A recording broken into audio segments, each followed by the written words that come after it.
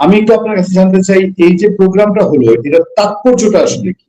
মানে এটা তো একটা একটা এফেক্ট তো আছে, কেন হঠাৎ করে তিনি আসলেন, একটা প্রেস কনফারেন্স বক্তৃতা দিলেন, আবার ঘরে গিয়ে ঘুমিয়ে গেলেন, ব্যাপারটা তো এরকম হওয়ার কথা না। আমি একটু এর ভেতরের মাঝে যে একটা কি আছে আমি একটু আপনার দৃষ্টিকোণ থেকে জানতে চাই, যারা গৌতম লাহিড়ী। এবং আমি সরাসরি সেই ফরেন করেসপন্ডেন্ট ক্লাব থেকে জাস্ট এসে পৌঁছালাম। ফলে সেখানে যে আয়োজন অভূতপূর্ব, সমাবেশ অভূতপূর্ব, কেবলমাত্র ভারতীয় নয়, যারা বিদেশি গণমাধ্যমে থাকেন, কাজ করেন, তাদের সকলের প্রায় সকলেই পশ্চিমা গণমাধ্যমে সকলেই উপস্থিত ছিলেন। New York Times, Wall Street journal, Deutsche well, যারা প্রশ্ন করেছেন। ফলে আপনার কথার সঙ্গে আমি প্রথমে একটা কথা একটু আপত্তি করব, যে তারেক রহমানের খবর নিশ্চিহ্ন ছিল না। তিনি লন্ডন থেকে ভাষণ দিতেন, বসুন্ধরা গ্রুপের কাগজে, আমি দীর্ঘকাল প্রথম আলো কাগজেও দেখেছি তার রিপোর্ট, ভাষণ প্রকাশিত হয়েছে। তিনি টিকিট ডিস্ট্রিবিউশন করেছেন লন্ডন থেকে বসে, এবং তাই অনুযায়ী তিনি টিকিট বাছাই করেছেন। প্রত্যেকটা সংবাদ ছাপা হয়েছে, এবং এ বিষয়ে আপনার এই বক্তব্যের সঙ্গে আমি আদৌ একমত নই। শেখ হাসিনার সময় যে গণতন্ত্রের যে সাংবাদিক স্বাধীনতা ছিল, সেটা ইউনূস আসার পর থেকে বিলীন, সেটা আজও তার কন্টিনিউশন চলছে। এবং আজকে প্রকাশ্য সমাবেশে এক জায়গায় যেরকম জাদুঘরদের ইউনূসকে দেখতে পেলেন, ইউনূসের প্রচ্ছন্ন প্রশাসন, তার শাসন চলছে বাংলাদেশে। সুতরাং ওই বক্তব্যের সঙ্গে আমি একমত নই। চাইলে আপনি পুরনো আর্কাইভস খুলে দেখাতে পারেন যে ছাপে নেই। আমি নিজে জানি, আমি তো নিজে বাংলাদেশ নিয়ে খবর করি, ফলে আমি তো নিজের মতো পড়েছি। সুতরাং আজকের পরিস্থিতি ছিল না। আজকের পরিস্থিতিটা প্রকৃত ফ্যাসিবাদী রাষ্ট্রে যা হয় তাই হয়েছে, এক। দুই হচ্ছে, আজকে প্রথম আন্তর্জাতিক মিডিয়ার কাছে শেখ হাসিনা এই প্রথম, এর আগে প্রশ্ন ছিল তিনি অডিওতে আসতেন, কেউ কেউ বলতেন অডিওটা নাকি রেকর্ডেড, কিন্তু অডিও রেকর্ডেড ভাষণ ছিল তার প্রথমটা এই এফসিসিতেই, জানুয়ারি মাসে। কিন্তু ভোটাররাই তিনি অনলাইনে উপস্থিত ছিলেন, তাতেও অনেকের সন্দেহ যে আদৌ তিনি কিনা, এআই মারমত হচ্ছে কিনা। আজকে আর এক ধাপ উন্নত, সেটা হচ্ছে তিনি সাংবাদিকদের প্রশ্নের উত্তর দিয়েছেন, সব নয়, অনেকগুলোতেই জয় উত্তর দিয়েছে, কিন্তু তিনিও উত্তর দিয়েছেন প্রথম দুটি প্রশ্ন। খুব ইন্টারেস্টিং ব্যাপার হচ্ছে, একটা সময় একজন সাংবাদিক প্রশ্ন করেছিলেন, তাতে সেই প্রশ্নটা শুনে সজীব ওয়াজেদ জয় বললেন যে বোধহয় শেখ হাসিনা বোধহয় চলে গিয়েছেন, তিনি এখন বোধহয় নেই, ফলে তিনি আর এই প্রশ্নের উত্তর দিতে পারবেন না। সঙ্গে সঙ্গে আমরা শুনতে পেলাম সকলে, না না আমি আছি, I am here, I am to answer this question. ফলে ওখানে যত গণমাধ্যম ছিল, বাকি অনেকে আপনাদের পণ্ডিত অনেকে আছে তো সাংবাদিক, এবং কিছু আর নেতাও আছে, দুর্ভাগ্যজনক সেটা আবার আওয়ামী লীগ বলে দাবি করেন সে নেতা। তিনিও আবার বলেন যে কি নাম জানা, রাশেদ মির্জাফর নাকি নাম, রাশেদ মির্জাফর বোধহয় নাম, না ওরকম একটা কিছু নাম হবে। হ্যাঁ হ্যাঁ, তো তিনি বোধহয় বলছিলেন যে শুনলাম ও সব অডিও রেকর্ডে বলা থাকে, আর গৌতম লাহিড়ী গুজব ছড়ায়। গৌতম লাহিড়ী গুজব ছড়ায়নি, 23 সালে বলেছিল বাংলাদেশ বিস্ফোরণের মুখে আছে, যে কোনো মুহূর্তে অঘটন ঘটবে, যেটা ছাপা হয়েছিল বাংলাদেশের কাগজে। এটাও বলেছিলাম অনেক আওয়ামী লীগের নেতা যারা ভেবেছেন জোর করে টিকিট পেয়েছেন তারা হারবে, এবং তার মধ্যে এই রাশেদ মির্জাফর হেরেছিলেন। তিনি হেরেছিলেন নৌকা টিকিট নিয়ে, যে ইলেকশনে হারার কথা ভাবাই যায় না, সেই ইলেকশনে তিনি হেরেছিলেন। তিনি তো আওয়ামী লীগ কোনোদিন নন, তিনি তো হঠাৎ করে তার বাবার কারণে এসেছিলেন, তার বাবা ছিলেন এরশাদের সময় আমলা। এবং আমাকে তো লক্ষ লক্ষ ফোন করে বলছেন অনেকে যে আজকে শেখ হাসিনা সেই সব সমালোচকদের, দলের বাইরে আর দলের অভ্যন্তরের যে মির্জাফর, তাদের বিরুদ্ধে আজকে সমুচিত জবাব দিয়েছেন। আমি কপাটে গালে থাপ্পড় মেরেছি। দুই, এমনকি অনেকে সাংবাদিক এসছিল, শুধুমাত্র কেউ কেউ এসছে সুদূর আমেরিকা থেকে, সাংবাদিক যারা ইউটিউব করে, তারা নিজেরা দেখেছে অনুষ্ঠান। এবং যেটা শুনুন, পশ্চিমা সংবাদ মাধ্যম তারা, তাদের বক্তব্য হচ্ছে যে এখন তারপরেও প্রশ্ন চলেছে কেউ, আচ্ছা ভিডিওতে তো এলেন না, আচ্ছা যদি ধরুন কথা ভিডিওতে এসে যান, তাহলে তারপরে কি আপনার দাবি আছে, তিনি কেন দাঁড়িয়ে গান গাইছেন না? তাই অদ্ভুত কথা। দরকার হলে আপনাদের সমস্ত সন্দেহ নিরসন হবে, কোনো অসুবিধা নেই। আর যেটা ঘোষণা ছিল সেটা আজকে প্রকাশ্য সাংবাদিক বৈঠক করে তিনি তার একটা পুনরুক্তি করেছেন। আমি ওই প্রসঙ্গে যাচ্ছি না যে বর্তমান বাংলাদেশ সরকারের অবস্থা কি দাঁড়িয়েছে না, স্বাভাবিক সেগুলো বলার কথা, সেগুলো তিনি বলবেন, সেগুলো রাজনৈতিক বক্তব্য, সেটা তো তার বলতেই হবে। কিন্তু মোদ্দা বিষয় যেটা, সেটা হচ্ছে যে তিনি ডিসেম্বরে ফিরছেন, তারিখ বলেননি, এটাও বলেছেন বিজয়ের মাস, সেই মাসেই তো ফিরবো, আর কবে ফিরবো? আজকে তুলনামূলকভাবে অন্য একটা চিত্র দেখেছি, কিন্তু আমরা এখানে ব্যাপক প্রচারিত, আপনি সাকিবের বাড়ির মলোটভ ককটেল দেখা গেছে, জানতাম যে এরকম হবে আর কি, অস্বাভাবিক কিছু নয়। সেই দেশটা তো এরকমই দেশ না, একটা মবের দেশ, কোন আইন শৃঙ্খলা বলে তো কিছু নেই। আমি তো বলছি ইউনূসের বর্ধিত প্রশাসন চলছে। তৃতীয়ত, আপনি দেখুন আজকে তো আপনাদের জুলাই বিপ্লব পালিত হয়েছে, সেই অনুষ্ঠানে কি ঘটেছে সেটা কি আপনারা দেখাতে পারছেন? তো আমরা খুবই দেখছি ভিডিও। খুবই লজ্জাজনক ঘটনা ঘটেছে বিদেশি সব ফরেন ডিপ্লোমেটদের সামনে। এই যে রাষ্ট্রপতির যে ভাষণ, সেই ভাষণে তিনি যেভাবে সমালোচনা করছেন যারা অশান্তি তৈরি করেছে, এবং সমস্ত বিদেশি রাষ্ট্রদূতেদের সেই মিটিং হল ছেড়ে চলে যেতে হয়েছে। আমি তো দেখলাম ভারতীয় হাই কমিশনারও ছিলেন দীনেশ ত্রিবেদী, তিনিও দেখলাম ছিল। যেতে গিয়ে একটু হোটেলও গেলেন। ফলে সেটাও দেখেছি আর এই দৃশ্যও দেখেছি, দুটোর মধ্যে আকাশ পাতাল পার্থক্য। একটা যদি আইডিওলজিক্যাল কমিটমেন্ট থাকে, যেখানে কোনো মব কালচার নেই, যেখানে সুষ্ঠু গণতন্ত্রের কথা বলা হয়, তার একটা পরিবেশ আজকে আমরা দিল্লিতে ফেডারেল ফরেন করেসপন্ডেন্ট ক্লাবে দেখেছি।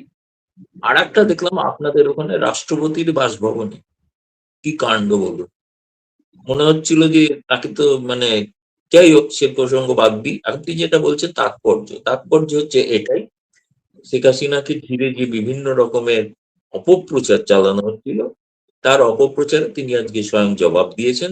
এবং এই প্রথম মা এবং সন্তান পুত্র একযোগে এক মঞ্চে উপস্থিত ছিলেন। সজীব ওয়াজেদ জয় আমেরিকা থেকে ছিলেন, আর শেখ হাসিনা দিল্লিতে তিনি যেখানে আছেন, যে বাসস্থানে আছেন, সেখান থেকেই যোগ দিয়েছে। কারোর মনে, আমাদের এখানে কেউ সমালোচকও থাকে, শেখ হাসিনা সবাই যে আমি বলবো প্রশংসক তা নয়, সমালোচকও আছে, তারাও দেখেছেন, তারাও বিশ্বাস করেছেন যে না, শেখ হাসিনা এটা শেখ হাসিনাই বলছেন। এবং বলছেন শুধু নয়, তার যে স্বভাব সিদ্ধ ভঙ্গিতে তিনি যেভাবে হেসে ওঠেন, যেভাবে হাসেন, যেভাবে প্রতিক্রিয়া দেন, রিয়াক্ট করে, সেগুলো করেছেন, সেগুলো তো বিশেষ করে বাংলাদেশি আম, মানুষ তো, বাংলাদেশি যারা অভিজ্ঞ, আজকে নিশ্চয়ই আপনাদের গোয়েন্দাদের ঘুম নাই, সকাল থেকেই হয়তো তাদের এই নিয়ে দেখতে হচ্ছে, এবং দেখেছেন তারাও, সব নেতারাও দেখছেন, আমি জানি গোপনে দেখছেন। ফলে এটাই আপনার, এরপরে আপনি বলুন, এরপরে আর কি প্রশ্ন? হ্যাঁ, ওই এটাই শেষ কথা যে হ্যাঁ, ডিসেম্বরে ফিরবেন, এটা আবার সকল সাংবাদিকের সামনে তিনি পুনরায় ঘোষণা করলেন, তাতে তার যাই হোক।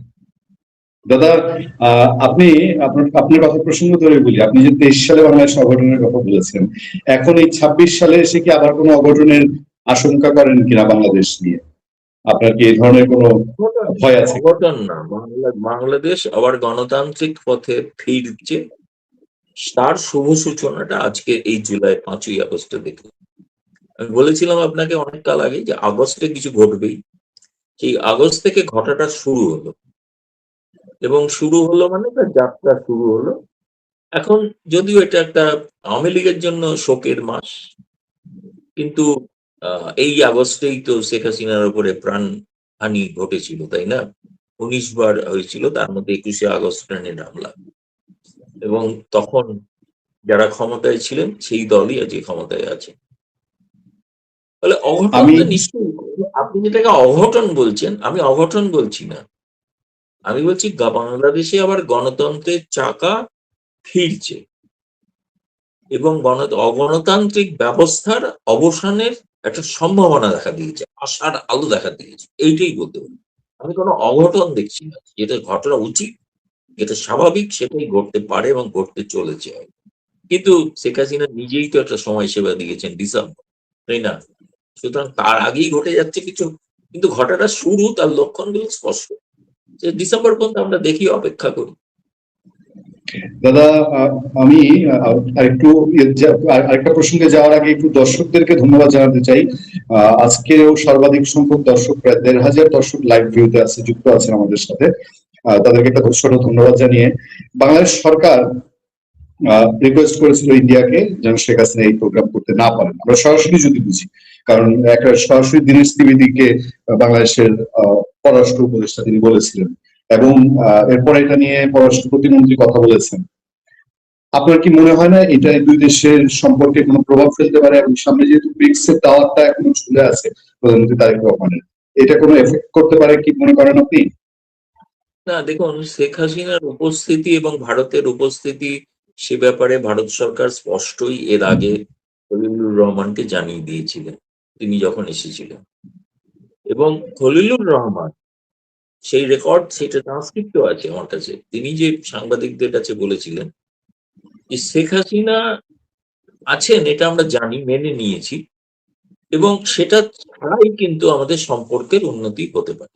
সেটা কিন্তু খলিলুর রহমান নিজে বলেছিলেন সেই ব্রেকফাস্ট মিটিং, সম্পাদকদের সঙ্গে ব্রেকফাস্ট। ফলে হঠাৎ এখন শেখ হাসিনা এখানে থাকলে তো এই ধরনের কাণ্ড করবে, ভারত সরকার তো জানিয়েছে, এ ব্যাপারে আমাদের কোনো ভূমিকা নেই। আমরা একটা প্রাইভেট মিডিয়া অর্গানাইজেশন, তারা শেখ হাসিনাকে আমন্ত্রণ জানিয়েছে, আর এবং তাও আবার কি বিদেশি সংবাদ মাধ্যম, তাদেরকে কি করে ভারত সরকার না করবে যে আপনারা এটা করতে পারবেন না, আর শেখ হাসিনাকে বলে দেবে যে আপনি কি বলবেন? সেটা তো সম্ভব না বলা, না? এটা তো আপনি তো বাংলাদেশেই দেখতে পাচ্ছেন সকালবেলায় নেতা রিকোয়েস্ট করার পরেও হাঙ্গামা থামছে না, এবং রাষ্ট্রপতি বললেন নেতার কথাটাও তো শোনেন না আপনারা, তাই না? তো সেই বাংলাদেশ শোনে না, সেখানে হঠাৎ এখানে ভারত সরকার তাকে নির্দেশ দেবে এটা বলবেন, অমুকটা বলবেন না, এটা হয় কখনো নাই। তিনি যা এটা বলে দিয়েছে ভারত সরকার, হ্যাঁ তিনি হয়তো অনেক রাজনৈতিক বক্তব্য রাখতে পারেন, সেটার সঙ্গে আমরা সহমত, ওদের সঙ্গে আমরা সহমত। কিন্তু ব্রিক্স এর আমন্ত্রণে যদি তারেক রহমান না আসে, আমি দেখেছি বাংলাদেশের কিছু কাগজ ইতিমধ্যে লিখতে শুরু করেছে যে যাওয়া উচিত, তাহলে ব্রিক্স এর দরজা চিরকালের জন্য বাংলাদেশের কাছে বন্ধ হয়ে যাবে। সেই চুক্তি পূরণ করা ভবিষ্যতের প্রধানমন্ত্রীদের পক্ষে মুশকিল হয়ে যাবে। একটা আন্তর্জাতিক মঞ্চের আমন্ত্রণ, এটা প্রধানমন্ত্রী নরেন্দ্র মোদী আমন্ত্রণ জানাননি, এই আমন্ত্রণটা জানিয়েছেন ব্রিক্স এর সভাপতি। আগামী দিনে ব্রিক্স এর সভাপতি আর অন্য রাষ্ট্র হবে।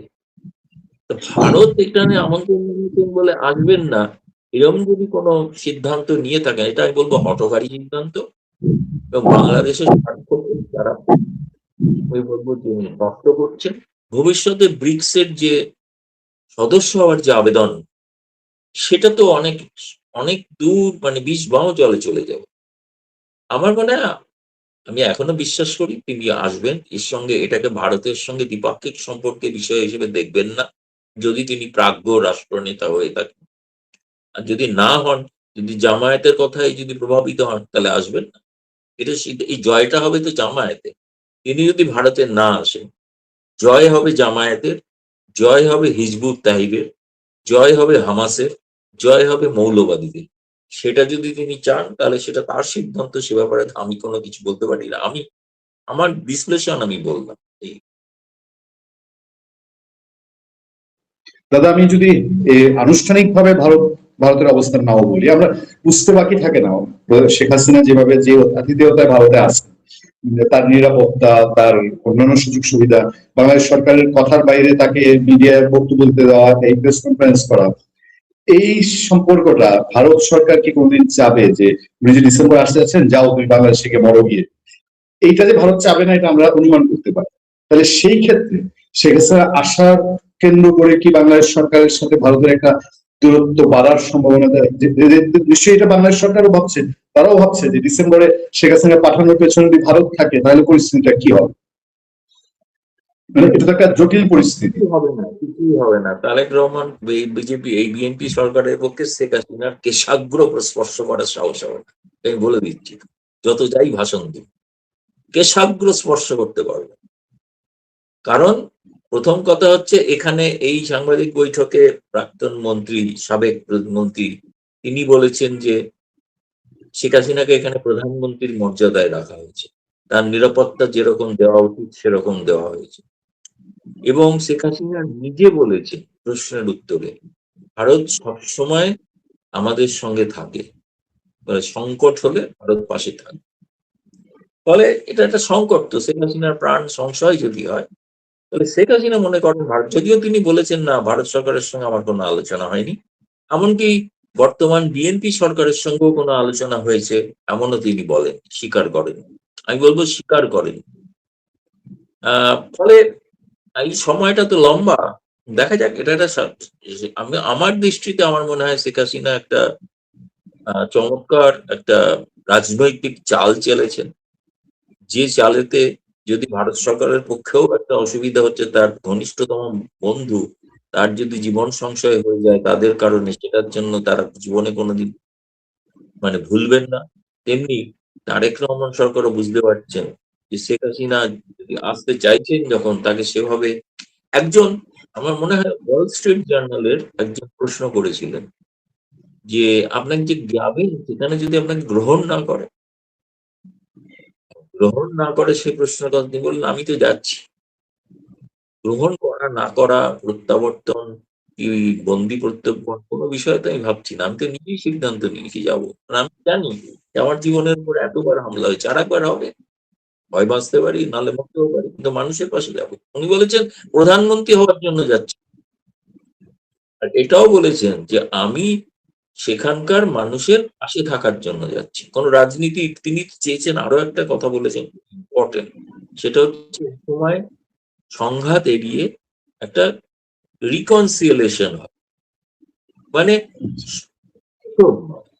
প্রতিশোধ নয়, প্রত্যেকের রাজনৈতিক স্পেস দেওয়ার মতো একটা আলাপ আলোচনা শুরু, সেটা একটা অন্যতম উদ্দেশ্য এই তার ঘোষণা।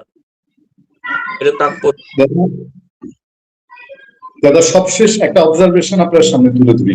আমার মনে হয় যে সরি, নিষিদ্ধ জিনিসের প্রতি মানুষের আগ্রহ যেমন বেশি থাকে, বাংলাদেশ থেকে যখন এই প্রোগ্রামটা নিষিদ্ধ, যে আমরাও বলতে পারছি না আমরা কি ভাষণ দিয়েছে সেই তথ্য আমরা প্রচার করতে পারছি না, কিন্তু ওই যে আমি শো চলাকালীন সময় শুনলাম অন্যদের ফেসবুক পোস্ট দেখছি যে 1 কোটির মতো ভিউ হয়ে গেছে, এবং বাংলাদেশের ভেতর থেকে শফিকুল আলম, যে ইউনুসের প্রেস সচিব, তারপর আপনার সোহেল তাজ শেখ হাসিনা খুব সমালোচনা করে এখন, তারপর আপনার শিশির মনির জামাতের অ্যাডভোকেট, এদের মতো লোক, মানে জামাত, বিএনপি, আওয়ামী লীগ সব সাইডের মানুষেরই আজকে একটা আগ্রহ তৈরি হয়েছিল শেখ হাসিনা কি বলে শুনি। এই লাভটা বোধ হয় এই প্রেস কনফারেন্সটা করে দিয়েছেন ডক্টর জাহিদ সাহেব, কারণ উনি নিষেধাজ্ঞাটা নিশ্চিত করেছেন, ফলে এই লাভটা হয়েছে। কি মনে করেন আপনি? না, আপনি যেটা বললেন সেটা 1 কোটি না, আমি পরবর্তীকালে দেখলাম একটা ফেসবুক থেকে 15 কোটি ভিউ হয়েছে। শেখ হাসিনার যেটা অডিও ভাষণ ছিল জানুয়ারি মাসে, এটা 12 কোটি মানুষ শুনেছিলেন, আর আজকের এটা নাকি 15 কোটি। সেটা সত্য মিথ্যা আমি পরে বলতে পারবো না, কিন্তু এটা আমি ফেসবুক থেকে আমিও দেখেছি। ফলে আমার বক্তব্য হচ্ছে শেখ হাসিনার রাজনৈতিক ভাবে যেটুকু করার ছিল সেটা তিনি করতে পেরেছেন, এবং সেই হিসেবে যদি বলেন, যদি ফুটবলের ভাষায় যদি বলেন, তাহলে বলবো আজ শেখ হাসিনা আপাতত 1 গোলে এগিয়ে। থ্যাংক ইউ দাদা, আজকের অনুষ্ঠান আমি আর দীর্ঘায়িত করবো না, ভালো থাকবেন আপনি। আপনাকে দেখে একজন দর্শক প্রশ্ন করলো যে আমি আপনাকে ড্রেসটা চেঞ্জ করার সময় দেইনি, তো দুঃখিত সেই জন্য। ভালো থাকবেন, সুস্থ থাকবেন, নমস্কার। না না না না না, আমি ড্রেস চেঞ্জ করেছি, অন্য একটা ড্রেস পরেছি। এই ড্রেসটা, কারণ ওটা সারাদিন যেটা পরেছিলাম সেটা পরে নি, সেটা চেঞ্জ করেছি বাড়ি। ধন্যবাদ। থ্যাংক ইউ, নমস্কার।